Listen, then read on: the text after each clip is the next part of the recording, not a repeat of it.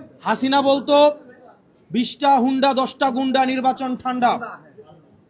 আর আজকে রুমিন ফারহানা, যিনি হাসিনার কাছে ফ্ল্যাটের জন্য আবেদন করেছেন, যিনি হাসিনার পতনে সবচেয়ে বেশি আমার মনে হয় কষ্ট পেয়েছেন, আমরা আজকে যে ন্যাক্কারজনক যে ঘটনাটির পুরো বাংলাদেশ যেটি সাক্ষী হয়েছে, এটি মূলত হচ্ছে আগামী নির্বাচন কেমন হতে পারে এবং সেই নির্বাচনে এই নির্বাচনের ভূমিকা কি, নির্বাচন কমিশনের ভূমিকা কি হবে এবং আগামী নির্বাচনে বিএনপি কি ভূমিকা রাখবে এবং পুলিশ কি দর্শকের ভূমিকা রাখবে, কি ভূমিকা পালন করবে, সেটির আজকে প্রমাণ হয়ে গিয়েছে।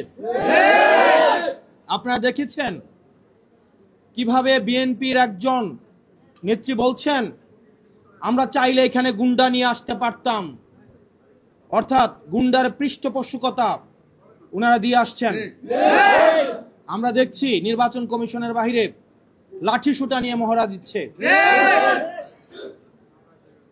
নির্বাচন কমিশন, প্রধান নির্বাচন কমিশনের অফিসের যদি এই অবস্থা হয়, সারা বাংলাদেশে এই বিএনপির যারা রয়েছে এই গুন্ডাদের পৃষ্ঠপোষকতা দিচ্ছে, তারা কিভাবে ভোট কেন্দ্র দখল করবে সেটির আজকে হচ্ছে টেস্ট ম্যাচ হয়ে গিয়েছে।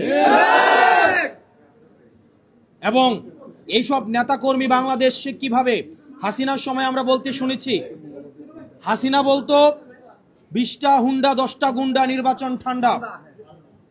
আর আজকে রুমিন ফারহানা, যিনি হাসিনার কাছে ফ্ল্যাটের জন্য আবেদন করেছেন, যিনি হাসিনার পতনে সবচেয়ে বেশি আমার মনে হয় কষ্ট পেয়েছেন, সবচেয়ে বেশি কষ্ট পেয়েছেন, তিনি হচ্ছেন রুমিন ফারহানা।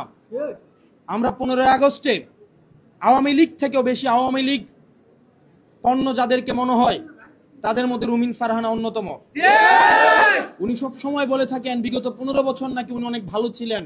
উনি অবশ্যই ভালো থাকবেন, কারণ উনি যত ধরনের আওয়ামী সুবিধা রয়েছে সব ধরনের সুবিধা উনি নিয়েছেন।